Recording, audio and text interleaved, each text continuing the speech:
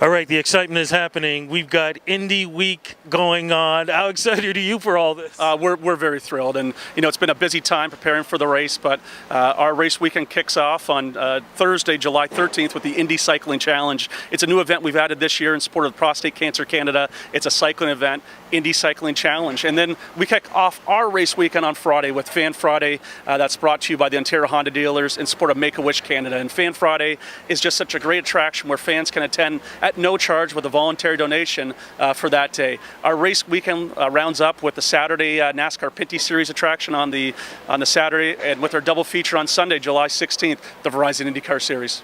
This is crazy. Look, what did the drivers really think about this? I mean, we've had this for over 30 years, I guess? Correct me if I'm wrong. What do the drivers think of coming to Toronto and driving? So we're in our 31st year this year, and Toronto's always one that's got a star on the calendar. James Hinchcliffe this season earlier won the Long Beach Grand Prix, and he said on his bucket list, you have Long Beach, Indianapolis, and the Honda Indy Toronto. So drivers love coming to the city and competing.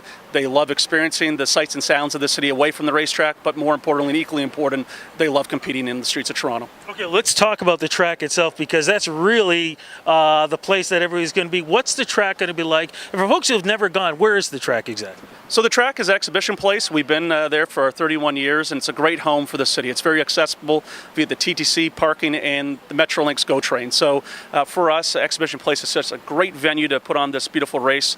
And with that, I think we've seen a lot of upgrades over the years, and we're working on some upgrades in terms of fan experience on the event site. The racetrack had a big change last year where we made a number of changes to the racetrack, specifically moving the pit lane in terms of from drivers, what we call drivers right to drivers left. And pit lane was a unique challenge for the drivers last year, but now they'll be used to it a year. So we're very excited for the race quality and how exciting the race is going to be.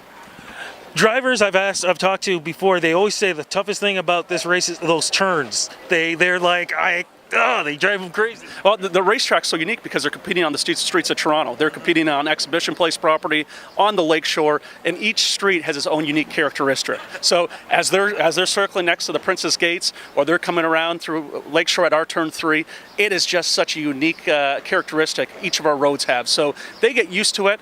We really love the quality that the race turns out, and the fans, you'll hear them as James Hinchcliffe or one of their fan favorites drives by. They'll be up cheering, and it's a very exciting race that the fans here in Toronto can watch these great drivers tackle the streets of Toronto. And let's talk about some of those great drivers. Who are we expecting here, whether it be American, internationally, and of course Canadian? Yeah, absolutely. Scott Dixon, one of the all-time winningest IndyCar leaders, will be competing on the streets of Toronto.